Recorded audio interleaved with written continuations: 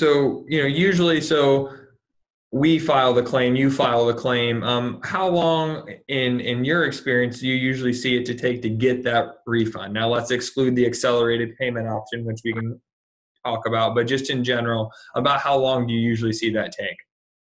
Okay, well, just to get, Adam mentioned the accelerated drawback program. That's something that you apply for, and if you're accepted, the refunds, I think they're guaranteed, or they should be issued within 30 or 45 days. Outside of that, it can take quite a while to get a refund. It depends upon the person reviewing it and the court.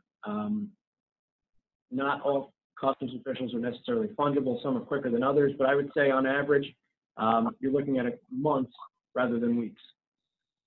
Yeah, no, I would agree. I think the longest one we've seen, I believe the statute is they have to pay within 3 years, or it was. And so we've seen some actually get close to pushing that 3-year mark. So we always advise.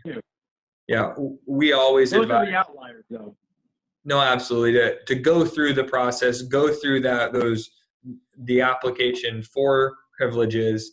Let's get some of that set up so you get your money back a little bit quicker. Because nobody wants to. Drawback is generally worth it. Correct.